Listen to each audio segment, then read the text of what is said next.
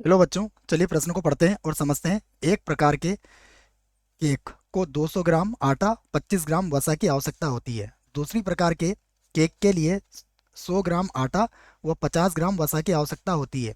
केकों की अधिकतम संख्या बताइए जो 5 किलो आटे व 1 किलो वसा से बन सकते हैं, जबकि केकों को बनाने के लिए पदार्थों की कमी नहीं है। जो अन्य पदार्थ लगेंगे बच्चों, उनकी यहाँ पर कोई कमी नहीं है। प्रश्न को हल करते हैं। उसके पहले हम लिखेंगे मुख्य अवधारणा, जिसकी सहायता से हम इस प्रश्न को हल करेंगे। तो अवधारणा मुख्य अवधारणा में हम सबसे पहले प्रश्न को जब हल करेंगे तो उसमें हमें असमीकाएं बनाना पड़ेगी। तो हमारा काम होगा असमीका बनाना, असमीका बनाना तथा हल करना, तथा हल करना। यह बच्चों काम होगा हमारा। उसके बाद हम सुसंगत हल क्षेत्र ज्ञात करके और फिर इसे हल करेंगे। तो ठीक है, तो ये हमारा मुख्य अवधारणा हो गई, असमीका बनाना तथा उसको हल करना। अब हम प्रश्न की बात करें तो केकों की संख्या की बात कही गई है, तो हम मान लेते हैं, माना माना प्रथम प्रकार के प्रथम प्रकार के केक की संख्या, प्रथम प्रकार के केक की संख्या संख्या x है, तथा द्वितीय प्रकार के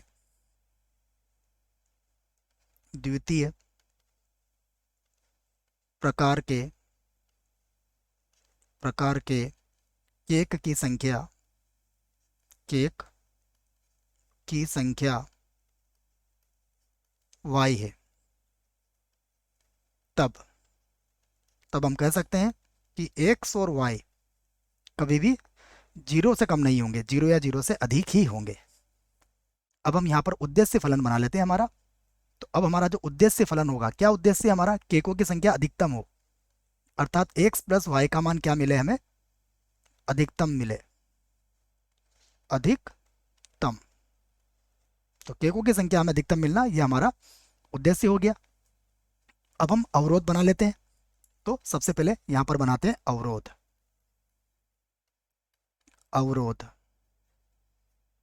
अवरोध के लिए देखिए, पहला अवरोध क्या होगा कि हमारे पास यहां पर अगर हम देखें तो 200 ग्राम आटा पहले केक के लिए और 100 ग्राम आटा दूसरे के लिए। ठीक है, तो हम 200 एक्स प्लस 100 वाई कर देंगे। 200 एक्स प्लस का 100 वाई। और हमारे पास आटा कितना है, केवल 5 किलो है, अर्थात 5000 हो जाएगा, क्योंकि ग्राम में ये सब कुछ दिया हुआ है हमें, क्योंकि 5000 से ज़्यादा आप प्रयोग में नहीं ला पाओगे, इसलिए यह तो 5000 होगा या उससे कम। अब हम 2 जीरो से 2 जीरो काट देते हैं, तो ये हो जाएगा 2x प्लस वाई छोटा या बराबर होगा किसके, 50 के। एक अवरोध तो हमारा ये बन गया।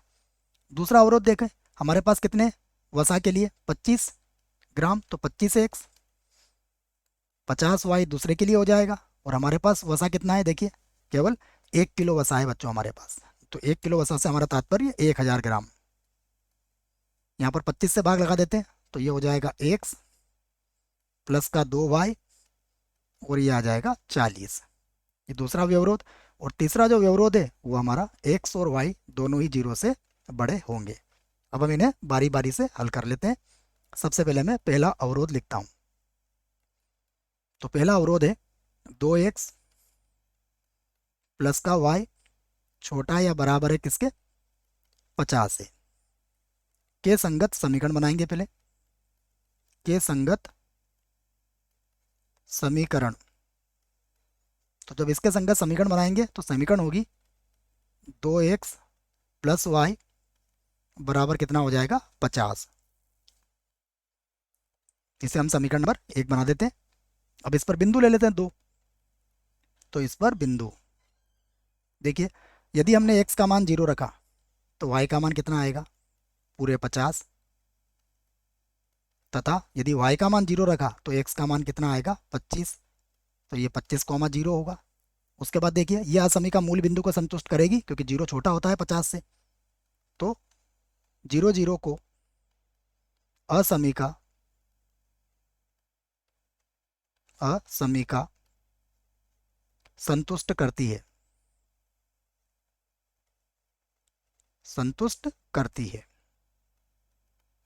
ये लिख दिया हमने। अब हम दूसरा जो अवरोध है उसे भी लिख लेते हैं। तो दूसरा अवरोध क्या है हमारे पास, यहाँ से लिख देता हूँ मैं। दूसरा अवरोध है हमारे पास x+2y, x+2y छोटा या बराबर है 40 है। तो इसके संगत समीकरण, देखिए इसके संगत जो समीकरण होगी वो क्या बनेगी, वो बनेगी x+2y बराबर कितना हो जाएगा 40। इसे हम समीकरण 2 बना देते हैं। अब इस पर बिंदु लेना पड़ेंगे हमें, तो यहाँ से इस पर बिंदु ले लेता हूँ मैं। इस पर बिंदु, समीकरण पर बिंदु। देखिए यदि मैंने x का मान 0 रखा तो y का मान कितना आएगा 20। तो 0,20 हो जाएगा।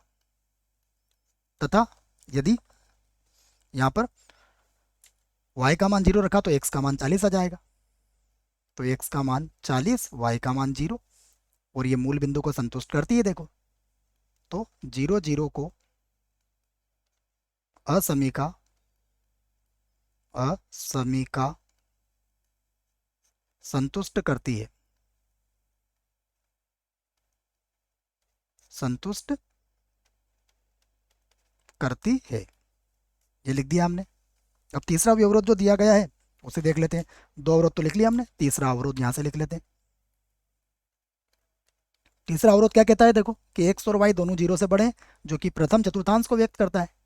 तो यहाँ पर x और y दोनों ही क्या है 0 या 0 से बड़े हैं, इसका अर्थ होता है प्रथम चतुर्थांश। प्रथम चतुर्थांश हमारा उत्तर होगा। अब हम इससे संबंधित एक आलेख यहाँ पर बना सकते हैं। तो मैं यहाँ पर इससे संबंधित एक आलेख बना लेता हूँ, उससे फिर हमें सुसंगत क्षेत्र इसका मिल जाएगा।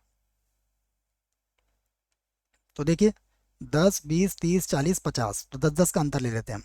10 20 30 40 50, ठीक है। 10 10 के अंतर से हमारा काम हो जाएगा। ये x अक्ष हो गया, ये y अक्ष हो गया, ये मूल बिंदु हो गया 0 0, ये मूल बिंदु, ठीक है बच्चों। बाकी लिखने की ऐसी कोई आवश्यकता नहीं है। ये x डैश होगा और ये ये y डैश होगा बच्चों, है ना, गलती से लिख दिया है इसको, इसको y डैश लिख लेते हैं हम। ये लीजिए। अब हमें जो बिंदु चाहिए वो देखते हैं। हमारे पास बिंदु कौन से, 0,50। सबसे पहले 0,50 लिखूंगा मैं। तो 10 20 30 40 50, ये जो बिंदु होगा ये बिंदु होगा 0,50। यहाँ पर भी ऐसे अंकित कर देता हूँ मैं, 10 20 30 40 50। तो ये बिंदु हो जाएगा 25,0, 25,0। दोनों को मिलाती हुई एक रेखा खींच सकते हैं आप। दोनों को मिलाती हुई हम एक रेखा, बिल्कुल सीधी रेखा खींचें आप, ये ध्यान रखें। ये दोनों को मिलाती हुई मैंने एक रेखा खींच दी है, और यहाँ पर लिख दिया है मैंने समीकरण 1 वाली रेखा, ठीक है। यह समीकरण है। अगला बिंदु ये तो हमने ले लिया है, अगला बिंदु इधर ही लिया है बच्चों, 0 20। x का मान 0, y का मान 20 यहाँ पर मिलेगा, ये होगा 0,20।